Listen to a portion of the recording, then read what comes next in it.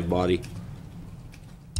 The positions are filled, and so how that money gets claimed, there is a full-time equivalent's worth of economic development that's being shared by all the people that Tom mentioned, and then there's Steve's position. The one position is Steve, and the other one is a percentage of all the rest of you, Yes. is what you're saying here. Yeah. Okay.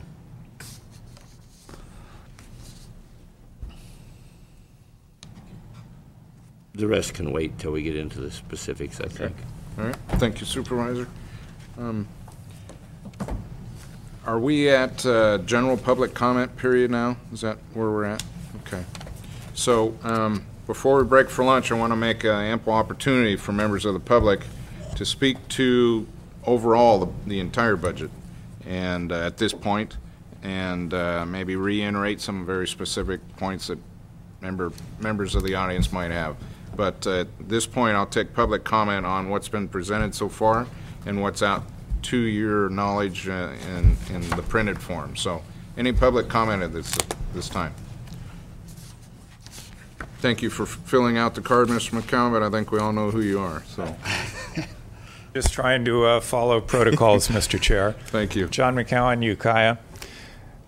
I would like to encourage you to try and fund EMS and fire protection with the same level of contribution you made last year. I know that might be a challenge, and I'm not completely clear, but it sounded like the current budget proposes not to fund it at the same level as last year. I would suggest that the need is probably greater than last year.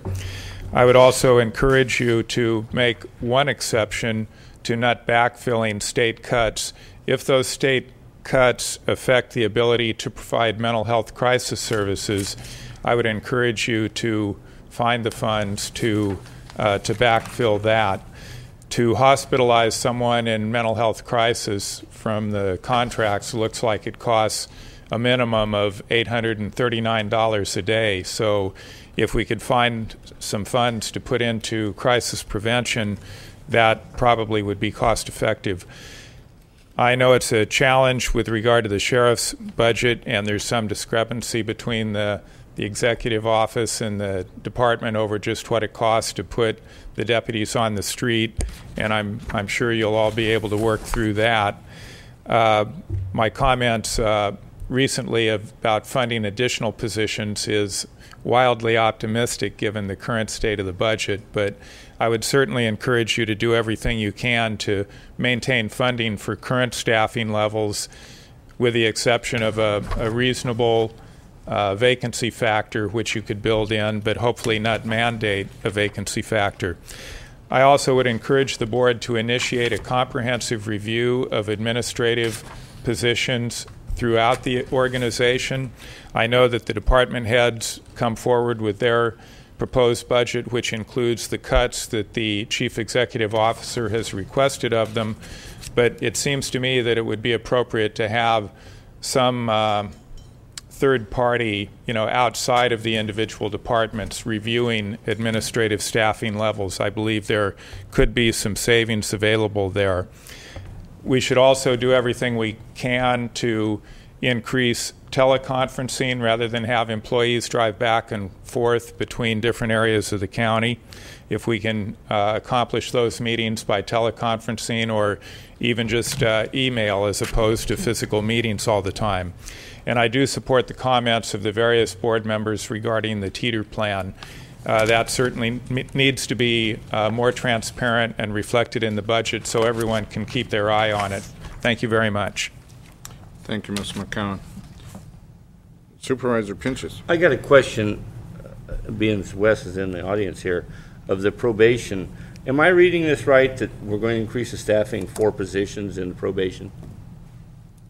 It went from 46 to 50. Mr. Foreman, I guess that's a request for you to answer that question. To that, if you'd like. Okay, while he's coming forward, go ahead. Okay, well, if he's referring, are you referring to the chart that shows the funded positions? Yes. Okay, well, last year, probation and juvenile hall did a very excellent job of basically doing what the CEO asked, which is to use attrition and vacancy factor. They reduced their funded positions and funding for their departments at that level. And this year, it is anticipated that they have increased funding for some of their positions going into 08-09, simply because the level of activity within probation and juvenile hall. So the funding has increased a little bit from last year. So it's true that there's going to be 4 more positions this year than last year? They're not new positions. They're vacant positions from last year that they're anticipating using as being funded. Last year, they actually went down to the bare bone and did not fund those positions because we asked, as part of our strategy in the proposed and the final budget, to use as much vacancy factor as you can, which they complied with very well. This year, because they reduced their funding level for their positions, they asked and requested during proposed budget that some of the funding be restored because of the activity level within probation and juvenile hall, that they would get additional funding for those positions that were left vacant. I'm not saying I don't support that. And if you remember last year,